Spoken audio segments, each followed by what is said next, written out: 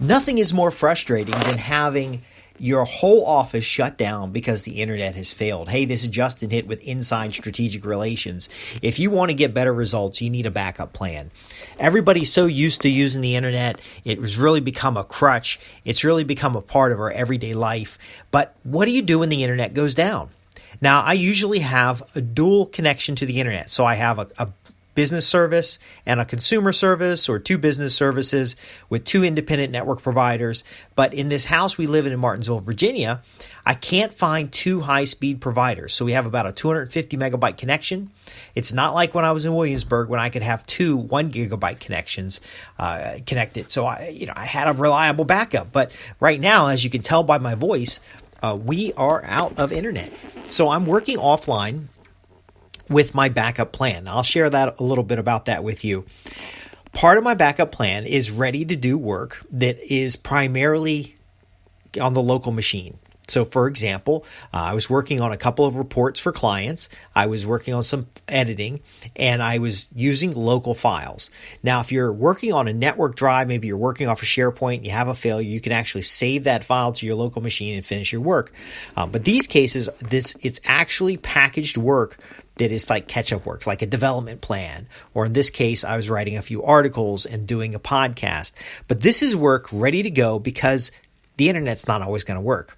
Now, here's what's interesting. If you set up ready to go work that can be done at times when you have no internet, when you have no computer, when you have no electricity, when you have no options, then you can actually get more done when you get stuck in an airport, or you're in the back of a car going from location A to location B.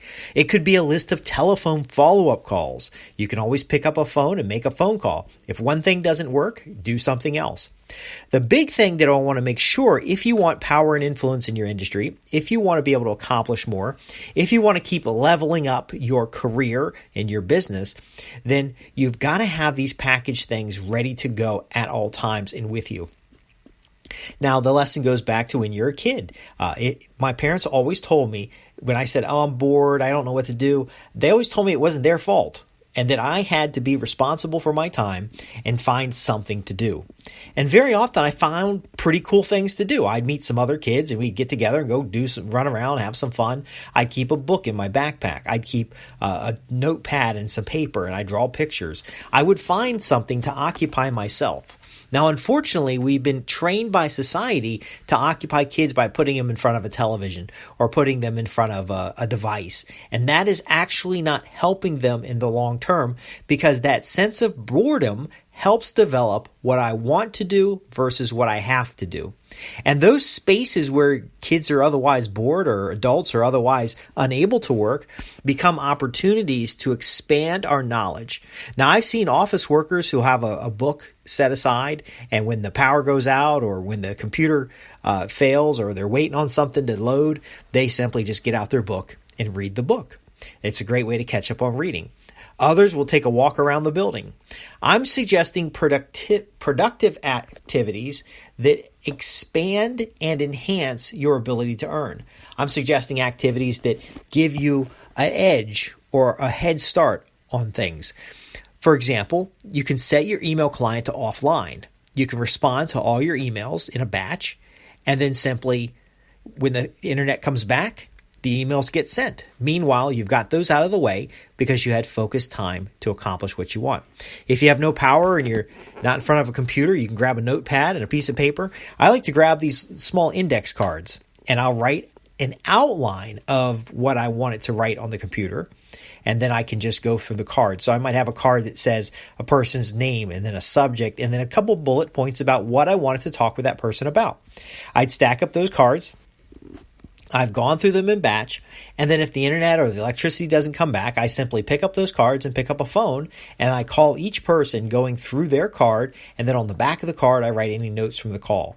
And now those cards are ready to hand to my assistant, to go into a contact manager, or to hand to to somebody who's going to take an action, or to simply toss it in the recycling afterwards because that particular action was done.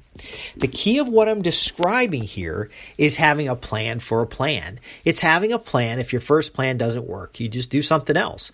Rather than just sitting around wallowing in misery, being bored, not knowing what to do, too often I see in business where we are talking with someone and they say, look, we just don't have the staff. Well, I've described to you something that needs to be done. We both agree it needs to be done. And now you're saying you just don't have the staff. Well, what can you do? See, if you lose power, if you lose the internet, if you're stuck someplace in an airport because you have this unexpected layover, if you're stuck on an airplane for 16 hours instead of the 12 hours that you were expecting, those 4 extra hours can be transformed into something productive. It can be transformed into that thing that takes you to the next level. Inside strategic relations is about making the most of what you've got. It's about transforming not what you wish you could have, but what you actually have received into the volumes of desire. So, for example, if you've only got 24 hours in the day and you've got a gap where you've got an hour with nothing to do, it's not the fault of the people around you. It's not your boss's fault. It's not your customer's fault. It's nobody's fault but your own. By default, having packaged activities to do, selling activities, customer service activities, paperwork, just catch up on your paperwork. But could be activities such as, like I said, following up on all your emails. And you might be saying, well, look, Justin, I don't have the internet to do these extra things. But let me tell you, what you'll discover is that very often the internet, very often the computer, very often the tools distract from getting activities done. I'll give it to you in a very simple term. A notepad and a pen is a technology. People used to have to carve stuff out on stones, or they would just have to orate all the things that they wanted. But somebody invented a pad, and they started with a pencil, and they then had a pen, and it's like technology. Well, if you're sitting down with that technology doodling and drawing pictures when you should be listening to someone doing a presentation, or you should be writing an outline for a report, or you should be writing a letter to somebody, then it's the same types of distractions. The only problem is that notepad cannot put boobs in front of you. It can't put you in front of YouTube. It can't give you a Facebook or social media. It can't pump those endorphins like other tools can. And what happens with this single focus tool like a notepad and a pen is now you can start organizing ideas, because the majority of the cycles, the energy cycles, are not focused on external stimuli, but instead are focused on your internal mental activity. This is very important. This is why we talk about critical thinking when we're going through this newsletter. By focusing on your internal activity, organizing ideas in a constrained way, this little index card only has so much space. You're now focusing on the most critical and important ideas. So instead of bitching and complaining that the internet's down or being frustrated because there's some obstacle or delay with your project, simply look at it, smile, and move on to the next productive thing. Move on to that next thing of value that drives and moves forward that objective that you have, that outcome or that desire that you seek, and do so quickly. This is going to give you more time at the end of the day to do more of what you want. It's going to give you a greater flexibility in your accomplishments and achievement. And you will notice that folks around you are, gnashing their teeth because the internet's down today. How are we supposed to get any work done? Listen, just let it go. Focus on what you can do. Focus on what you should be doing, and always be prepared for something to go wrong. If something goes wrong, I can simply reach into my backpack. I can pull out of my shirt pocket some index cards. A salesman friend of mine, he actually would carry around thank you notes, and he would pull their little blank cards. Primarily, he was writing thank you notes, but he would pull out this stack of cards, and he would just start writing to his customers. He'd pull out a customer list and start writing to everybody he met that day, everybody he met the day before, and he would get 20 or 30 of these cards done in the course of a day. In the in-between times, he didn't have to sit down and make special time to do this. He did it in the in-between times, while he's waiting for a meeting, while he's in the back of a taxi, while he's on a plane. This is powerful. Because remember, everybody gets the same 24 hours. What is it that you're doing with your 24 hours? Well, with a little planning, you can turn every minute of the day into something productive. However, there is a warning. There is a caveat. See, I used to try to use every hour of the day. I would stay up till 2, 3 o'clock in the morning, burning the midnight oil, and really feeling I would brag about, oh, I worked all night long. I left the building and I was the only one here. Kind of saying, all you stupid SOBs, you were all sleeping while I was getting stuff done. The warning is that every minute of the day doesn't have to be work. In fact, you should schedule in relaxation and meditation. You should schedule in exercise. You should schedule in those activities with your family that will enhance the value of your relationships.